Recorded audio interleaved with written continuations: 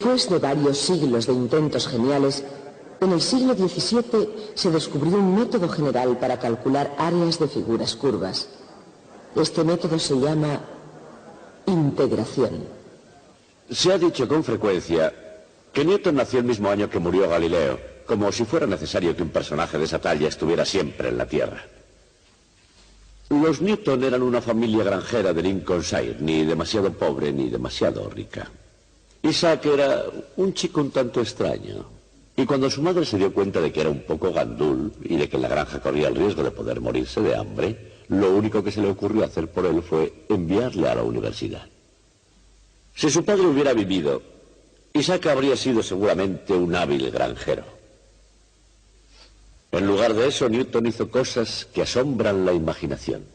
Una de esas cosas tiene que ver con el descubrimiento del cálculo.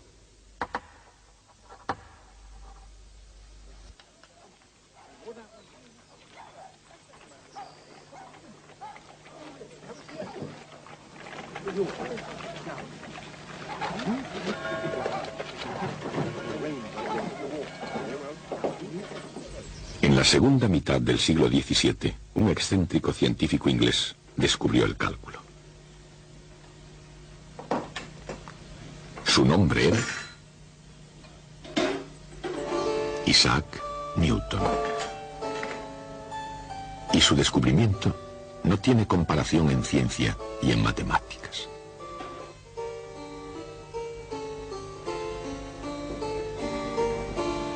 Pero el mérito del descubrimiento del cálculo no se puede atribuir solamente a Newton.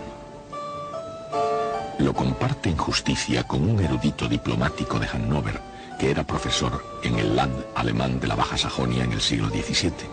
Se llamaba Barón Gottfried Wilhelm von Leibniz. Era mundano, extrovertido y se le daban muy bien las mujeres.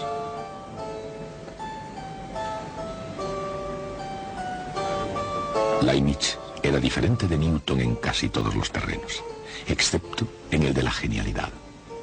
Como Newton, Leibniz fue un matemático prodigioso, pero en cambio, así como el fuerte de Newton era la teoría, Leibniz era más bien de naturaleza práctica.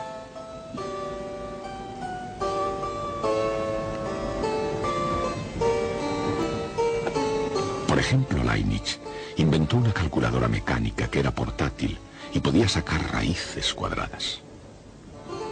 Debido a su invento, se hizo famoso en las cortes europeas y fue invitado a formar parte de la British Royal Society, toda una proeza para un alemán. Pero Wilhelm von Leibniz es recordado por el cálculo, no por su calculadora.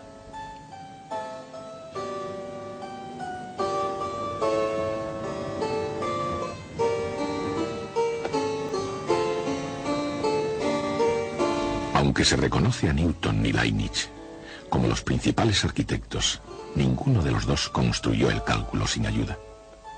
Porque, como todas las demás magníficas estructuras matemáticas, el cálculo es una culminación de muchas ideas.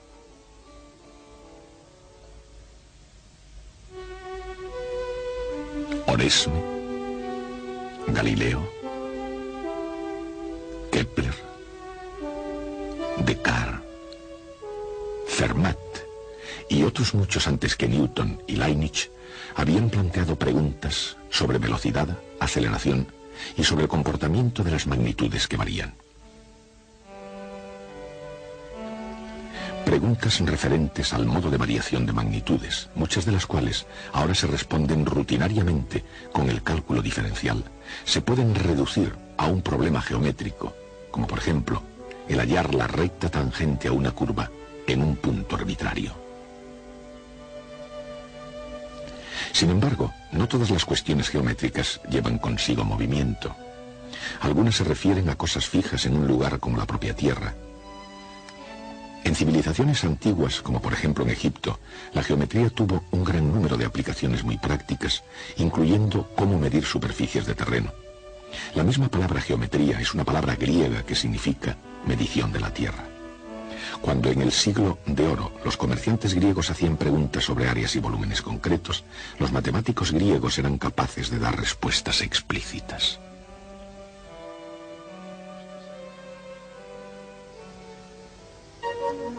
El área de un rectángulo es el producto de su base por su altura.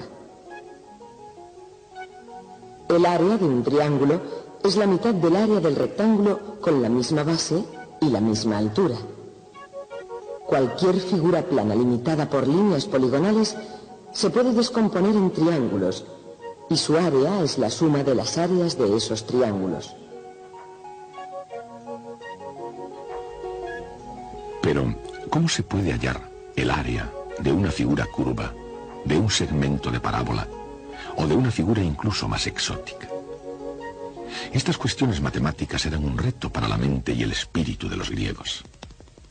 En un maratón intelectual, que bien se podría haber llamado una carrera de relevos hacia el cálculo, los grandes matemáticos griegos competían con el fin de encontrar un método general de cuadraturas, un proceso para hallar áreas de figuras curvas.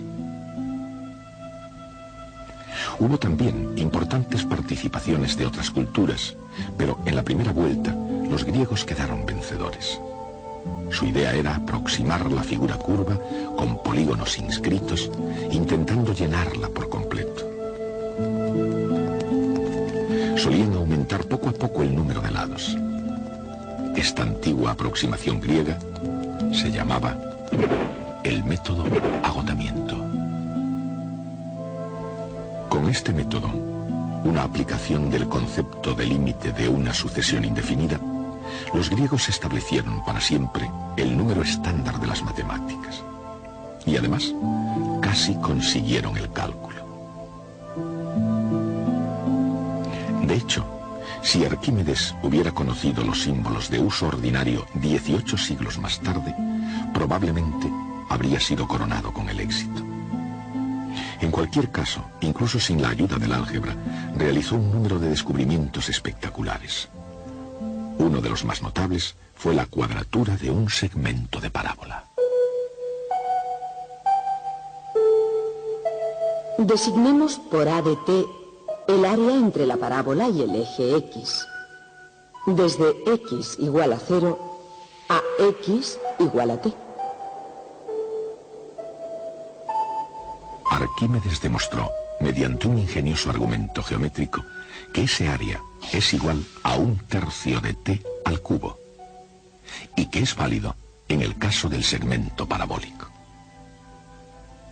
En el avance hacia el cálculo, es solo un caso especial más bien que una forma general.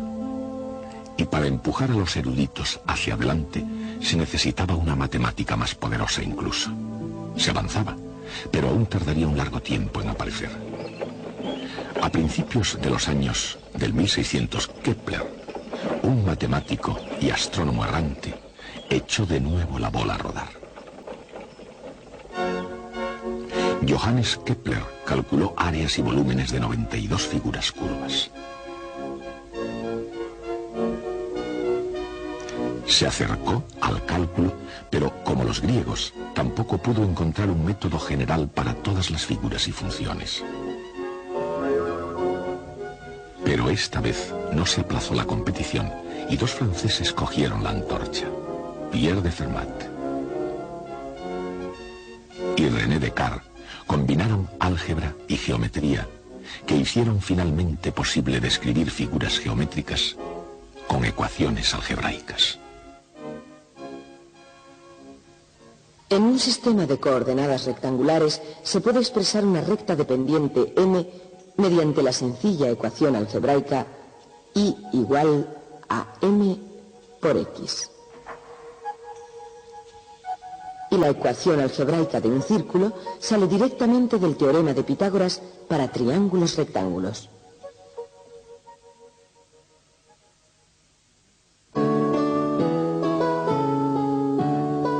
Fermat se aproximó muchísimo a la obtención de la derivada con su método general para determinar los máximos y mínimos de las funciones, puntos donde la pendiente es cero. La carrera hacia el cálculo estaba entrando en su recta final. Los progresos científicos cruzaron rápidamente el Canal de la Mancha y causaron gran revuelo en el Trinity College. Los grandes avances de las matemáticas, sobre todo los trabajos de Kepler y de Fermat, llegaron a Cambridge, pisando los talones a un sombrío muchacho procedente de una granja de Lincolnshire. Se trataba de Isaac Newton. Y además de otros hallazgos, cualquiera de ellos suficientes como para dedicarle un capítulo de la historia de las ciencias, continuaría hasta descubrir la ley universal de la gravedad y alcanzar el cálculo. Más tarde, lo haría Wilhelm Leibniz, no con gran consternación, sino un desprecio total por parte de un Newton mucho más viejo. Aunque Newton reclamaba: si he logrado ver más allá que otros hombres, ha sido porque estuve de pie sobre hombros de gigantes. No pensaba en Leibniz, sino en Copérnico, Galileo, Kepler. Estos eran los hombres sobre cuyos hombros él había estado de pie. Leibniz y Newton quedaron vencedores en la carrera hacia el cálculo. Mientras que sus respectivos descubrimientos habían tenido lugar en un mismo campo, apenas se hicieron en el contexto y mucho menos con el espíritu de buena deportividad. Sí, Sir, que mañana irá a verles, lo diré, no se preocupe. Sí, hágalo. Fue un drama con conflicto que bien podría haber escrito Shakespeare y de consecuencias académicas importantes. Mientras, la buena reputación de uno de los jugadores se veía amenazada. Así también, la cordura del otro estaba en serio peligro. Pero antes de que las cosas hubieran llegado a ese extremo, la mente de Newton fue capaz del pensamiento más racional imaginable.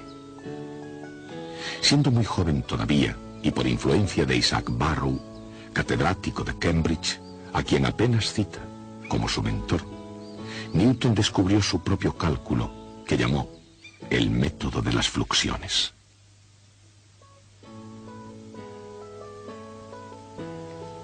Newton vio que el ritmo de cambio de una función da la pendiente de su gráfica, y se dio cuenta de que la pendiente misma genera una nueva magnitud, la fluxión.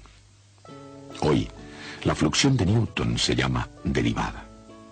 Esta matemática fue más fuerte que la de los griegos.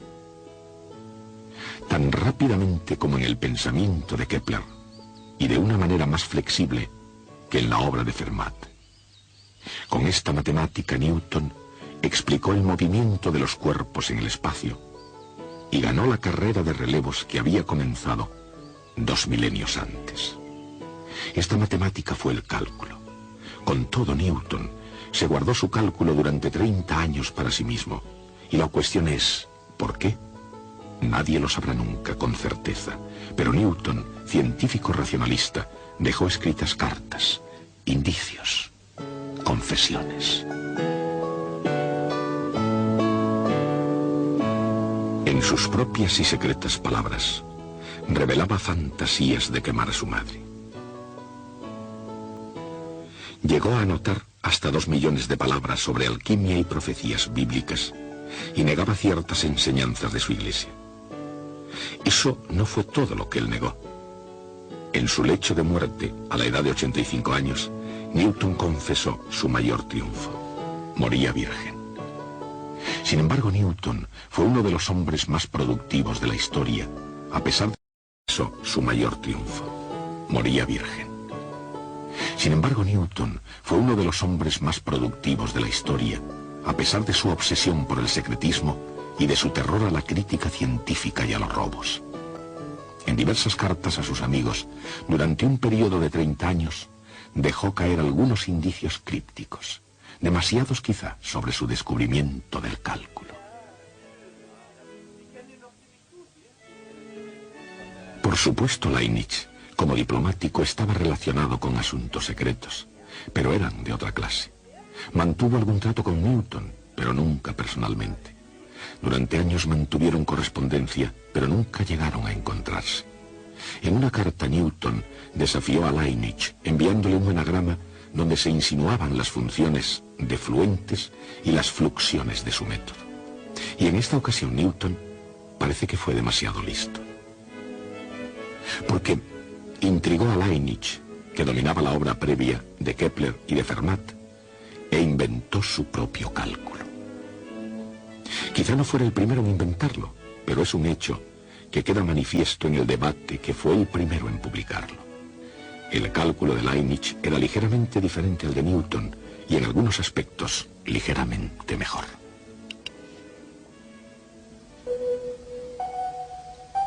Leibniz llegó a la idea del cálculo de las áreas imaginando una red de pequeños rectángulos.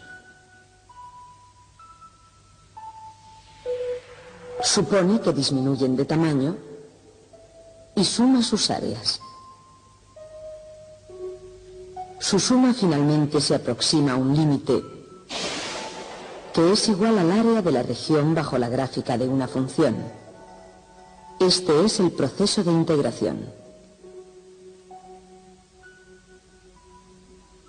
Leibniz lo resumió con el signo integral, una S alargada a partir de la palabra latina summa. Tanto Leibniz como Newton, cada uno un genio con una nueva idea, reconocieron algo que los demás habían pasado por alto. Ellos vieron la sorprendente conexión que había entre integración y diferenciación. Esa conexión tan notable se puede entender al hallar el área de un segmento parabólico. Supongamos que A de t representa el área entre la parábola y el eje X, de X igual a 0 a X igual a t. Esta es una función de t. Intentemos hallar su derivada de A de t. Si el área de 0 a t es A de t, el área de 0 a t más delta t es A de t más delta t.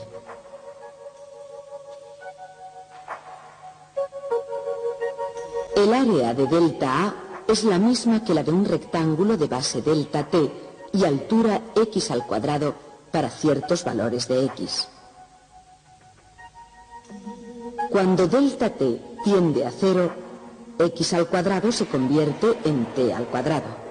Dicho de otra manera, la derivada de la función área es t al cuadrado.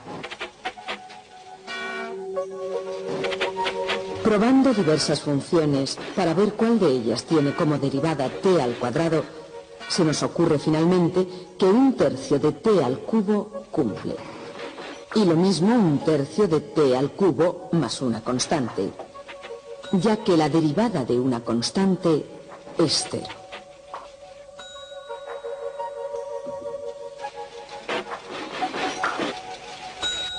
La función área a de t es un tercio de t al cubo más constante.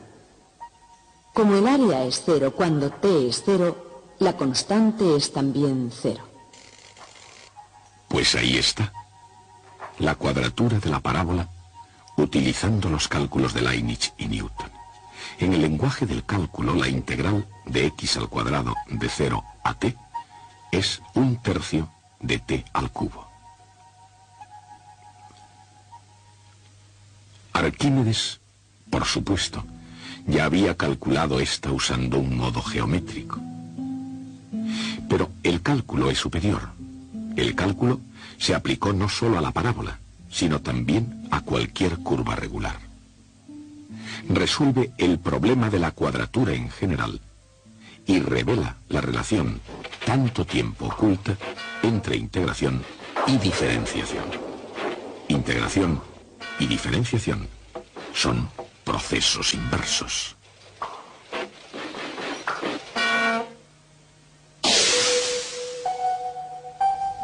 Partir de una función e integrarla para obtener su función área.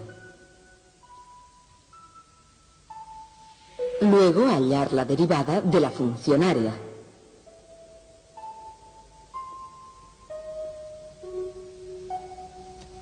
El resultado es la función de partida. Este fenómeno se llama primer teorema fundamental del cálculo. Por otra parte, la parábola nos ilustra algo más.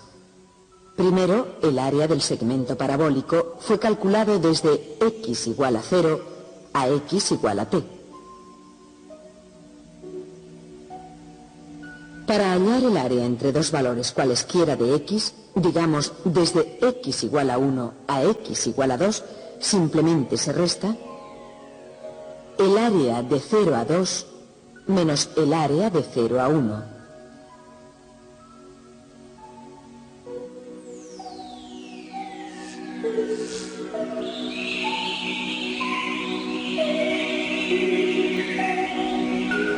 Cuando la idea está expresada en su forma general, recibe el nombre de segundo teorema fundamental del cálculo. Se enuncia diciendo que una función es igual a la integral de su derivada más constante. Newton y Leibniz se dieron cuenta de que el segundo teorema fundamental, que fue descubierto al resolver el problema geométrico de la cuadratura, también tiene consecuencias importantes en la mecánica de los cuerpos en movimiento. Como la derivada de la velocidad es la aceleración, se puede obtener la velocidad integrando la aceleración.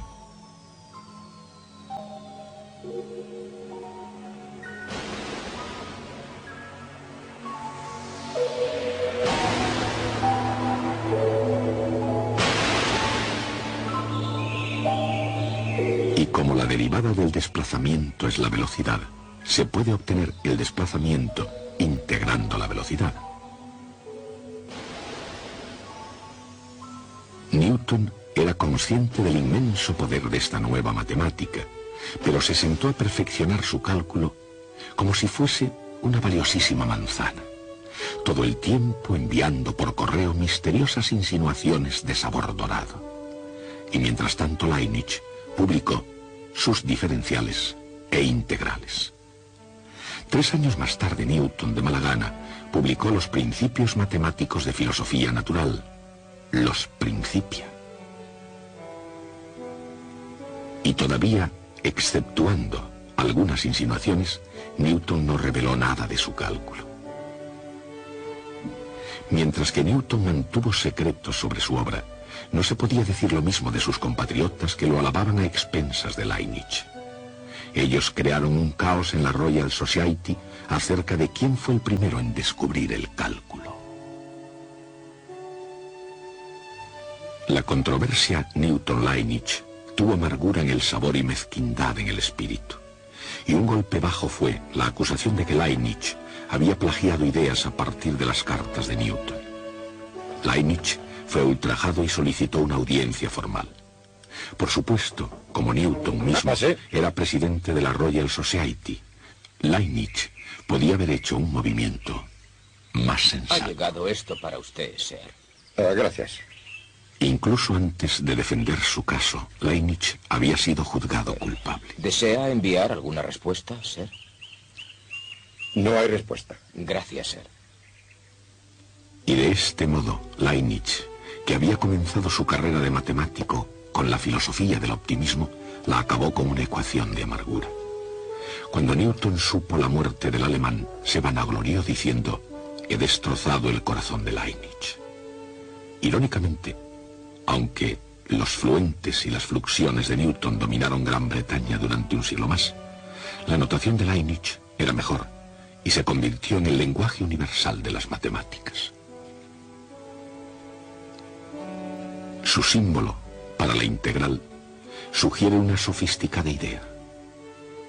La integral es el área de la región bajo una curva y al mismo tiempo es una antiderivada. Y de ese modo, la carrera por el cálculo que había comenzado en la antigua Grecia acabó con un final muy reñido y polémico. Podía haber habido gloria suficiente para los dos ganadores, pero mientras que su gloria no fue compartida, el premio lo fue no entre Newton y Leibniz, sino entre todas las generaciones a partir de entonces. La penetración de Leibniz y Newton, y muy especialmente la conexión entre diferenciación e integración, se ha convertido en una herramienta de incomparable valor en matemáticas. Gracias a ambos, los cálculos diferencial e integral son el lenguaje colectivo de la ciencia. El cálculo de Newton se publicó en este libro. Este libro se llama El método de las fluxiones. Trata de la teoría de Newton, sin embargo no está escrito por él, lo escribió John Colson. Por razones que aún no están claras, el propio manuscrito de Newton sobre su cálculo no se publicó nunca durante su vida. Puede ser que el editor fuese un poco lento o simplemente que tuviese problemas para editarlo. A veces pasa eso. El caso es que no salió a la luz hasta 1969. La lucha de Newton con Leibniz sobre la prioridad en el descubrimiento del cálculo no fue la única pelea que tuvo en su vida. Hubo otras muchas. Newton fue un genio, pero no fue un hombre agradable. Una de sus famosas citas fue: si alcanzo a ver tan lejos es porque estoy sobre hombros de gigantes. Quizá fuera así, pero también pisoteó a otra mucha gente. Hasta el próximo